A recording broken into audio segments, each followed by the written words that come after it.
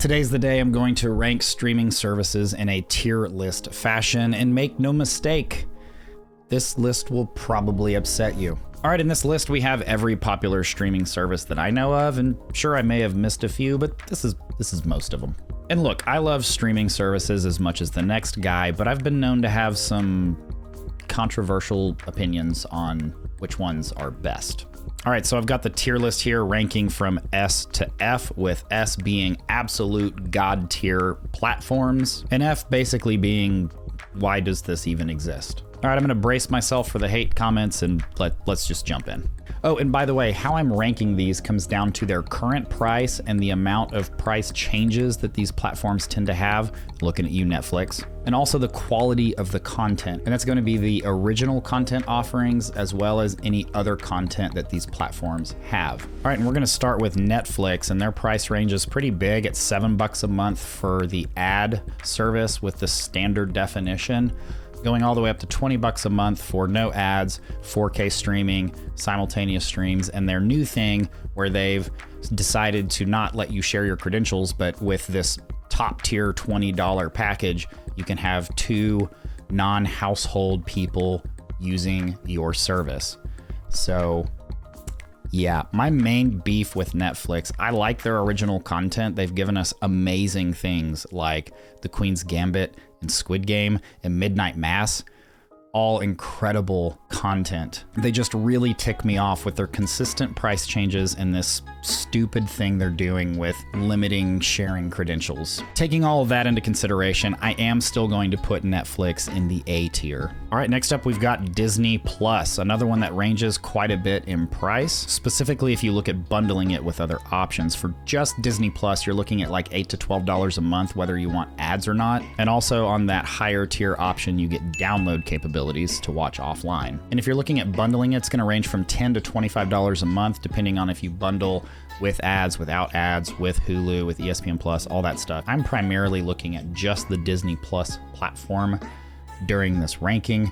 We watch Disney Plus all the time in this house. I think their content's really good, particularly their Marvel content. And then on top of that, you get Disney, Pixar, Lucasfilm, National Geographic. It's a pretty good range of offerings here for a pretty affordable price. So I'm gonna be putting Disney Plus alongside Netflix there in that A tier. Next up, we've got Amazon Prime Video at $9 a month. This is pretty affordable.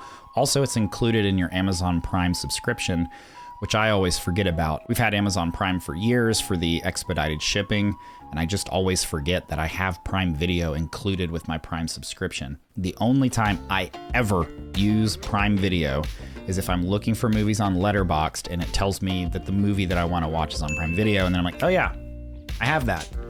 Other than that, never use it. I've watched The Boys. It was pretty good. So just because it's simply not compelling enough and it doesn't draw me in enough, and the fact that it's just so forgettable, we're gonna drop it in the C tier. All right, next up, Paramount Plus. I think too many people, myself included, have slept on Paramount Plus for too long. Its prices range from $6 a month for the package with ads, or $12 a month for the package with no ads plus Showtime content. At the time of this recording, they're also offering 50% off for an entire year if you pay for the year up front. That's a really good price considering everything that you get on this platform. Now keep in mind, much like my comments on Disney Plus, I have 3 kids in this house, so I'm looking for content that's going to appeal to the younger and the older audiences, and I think Paramount Plus paired with Showtime does exactly that. With the Showtime add-on, you'll get access to things like Dexter and Yellow Jackets. I think Yellow Jackets is incredible. I've covered it on my channel here extensively. And pair that with all the movies that this platform has, it's just a really good bundle at a very affordable price. I'm putting Paramount Plus specifically with that Showtime pairing up in the A tier. All right, let's talk about Showtime, and this is actually Showtime Now, not Showtime Anytime. Showtime Anytime is what you get if you pay for Showtime in your cable package. Showtime Now is a standalone $12 a month streaming service. That's right, $12 a month for only Showtime. Remember what we just talked about on Paramount. $12 a month for everything on Paramount plus Showtime. I'm going to cut to the chase. I don't know why this platform exists. It should go away. It should just be rolled into Paramount Plus, dropping Showtime into the F tier. Why do you exist? I don't know. All right, Peacock, you've got $6 a month for the ads package, $12 a month for downloads, ad-free experience, and also some live streaming with local NBC channels. I paid for this one time because I was told how good Yellowstone was, and it wasn't, so I never paid for this again, except for the one time I watched Dr. Death. That show's really good. That's actually a good show. You should check that out. The price point on this one makes it at least a consideration, but I don't think this is one that you should carry month to month. Maybe you get it a couple times a year, binge some shows, and then cancel it. So for that reason, I'm dropping this one in the D tier. All right, AMC Plus, $9 a month. That's the only pricing package I found. And with that, you're getting all AMC content, Acorn TV, BBC America, and Shudder. So Shudder is a platform I'm going to talk about here in just a minute, which is just all horror content. So it's included with that AMC Plus subscription. This is a relatively niche offering. You're not going to get a massive range of content here. With the inclusion of Shudder, I think it's really good for horror fans. So I'm gonna go ahead and drop this one in the B tier. Now, moving into Shudder, this one feels very similar to Showtime. I don't know why it exists as its own platform. It's $7 a month just for Shudder when you could pay just $2 more a month to get Shudder plus everything else on the AMC platform. It's only $2. This shouldn't exist. It should go away. Maybe it will go away.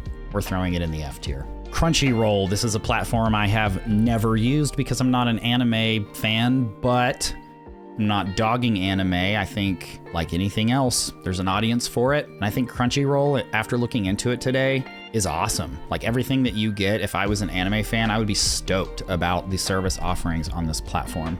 So there are no ads at any tier in this service, and the tiers range from $8 a month to $15 a month. And those higher tiers get you offline viewings, more simultaneous streams, and then discounts in the Crunchyroll store. I think that the way that they price their packages here is a little bit unique compared to all the other ones, which is like better streaming quality, more simultaneous streams. I think you get more interesting benefits as you pay for the higher tiers on Crunchyroll. So again, this one's super niche, but for the audience that it's appealing to, those anime fans out there, absolute no-brainer. You should have Crunchyroll. So I'm dropping this one into the B tier. All right, Discovery Plus. This is a pretty affordable one at $5 a month for ads and $7 a month for no ads. You get a decent sized offering of TV shows and documentaries available on the Discovery network of channels, and that includes things like Food Network, HGTV, the Magnolia Network, the History Channel, and more. If one of your other service offerings doesn't already offer these things, I think this is a decent streaming service to have. Again, it's pretty niche, but if you're anything like me and my wife and we like to watch home renovation shows or Food Network at night, it's nice to have. Throwing this one in the C tier. All right, Max, previously HBO Max. This one's got 3 tiers. At $10 a month, you're gonna get ads. At $16 a month, you're gonna get ads free. And at $20 a month, you get ads free, plus 4K streaming and more simultaneous streams. And with the rebranding of HBO to Max, with this service, you actually also get all of the Discovery Plus offerings that I mentioned earlier. Now you might be wondering, why didn't I put Discovery Plus down in the F tier like I did with Showtime and Shudder? Wouldn't it also be irrelevant? Not really, because what I've noticed on Max is that Discovery content doesn't seem to be as live as it is on the Discovery Plus platform. They put content onto Discovery Plus days, weeks, or even longer in advance before it hits Max. I don't understand that, but we're talking about Max. I've been really happy with the original content coming out of Max. Specifically, Barry is one of my favorite shows of all time. And then of course, you've got shows like Succession on this platform as well. Pairing that with the extensive movie offerings on this platform, I consider this to be one of the best well-rounded, on-demand, non-live streaming platforms available. And I'm putting Max into the S tier. All right, Apple TV Plus has kind of a no-nonsense pricing offering at $7 a month. There are no other packages out there. There are no ads at that price point. And you get everything in Ultra HD as well as offline streaming via downloads. Now, this is the newest service in this list, so they do have the least amount of original content. But in my opinion, they are producing the best quality original content of anyone in this list. With shows like Severance, Ted Lasso, Invasion, and Foundation, there is just so much fantastic content on this platform. Additionally, they're cranking out some amazing movies like the 2022 Best Picture winner Coda and the upcoming Scorsese film Killers of the Flower Moon. Apple TV is hands down, no question in my mind, S tier. Everyone should have it. It's $7 a month for some of the best content you can get. Why don't you have this? You should have this. Stars at $9 a month and containing originals you've never heard of and movies you can get on other platforms. Why would anyone have this? That's all there is to it. It's F tier. If I'm missing something, let me know. All right, we're gonna move into the live streaming section here. Some of these do have on-demand only, like Hulu, but we're primarily gonna be looking at the live streaming offerings. So Hulu does range from $8 to $18 a month just for the on-demand platforms. And that range is essentially dictated by if you're gonna pair it with Disney Plus or ESPN. Personally, I don't think the on-demand platform of Hulu is any good. I would probably put it by itself down in the D tier. They have some decent original content, but I'm just not streaming anything on Hulu. And then when we look at their live offerings, it's gonna be about $75 to $90 a month, depending on how you customize that. And that is going to include Disney Plus and ESPN Plus. Personally, I think some of these other options are better. So ultimately, I'm gonna go ahead and drop it in the D tier anyway. All right, Sling TV. This is the most affordable live streaming option unless you start customizing like crazy. So at the base packages, you're looking at $40 to $55 a month. But like I said, you can easily nickel and dime yourself up to $70+ per month if you're not careful. In terms of like a full cable replacement, I think the next two that we're gonna talk about are a little bit better. But for the entry point into live streaming at these base prices of $40 to $55, it's gonna be the more affordable live streaming option. So we're gonna go with Sling at the C tier. All right, Fubo, so you're gonna be looking at $75 to $100 a month with packages ranging from 170 to up to 230 live channels. Of course, you do get some cloud DVR with that. I believe it caps at 1 terabyte. And honestly, this just feels like standard cable. I legitimately have no idea these days how much cable is. From what I remember, it was around the same price point. I don't know if it's gone up in recent years. So if you're looking for a cable-like experience with broad and also super niche sports offerings, Fubo is probably right for you, and I'm gonna put that one in the B tier.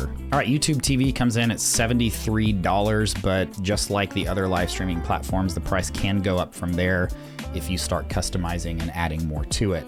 What I like about YouTube TV is you get unlimited cloud DVR, plus the ability to share your account with up to 6 other Google accounts. I really like how YouTube allows there to be a primary Google account holder, and then you can set essentially delegates or other users of your platform with their own Google accounts. So YouTube TV is definitely my favorite live streaming platform, and I'm gonna be ranking that here in the A tier. Okay, that does it for my ranking. Please let me know what you think of these rankings or how you might rank these differently down in the comments. Thanks for watching. See you in the next one.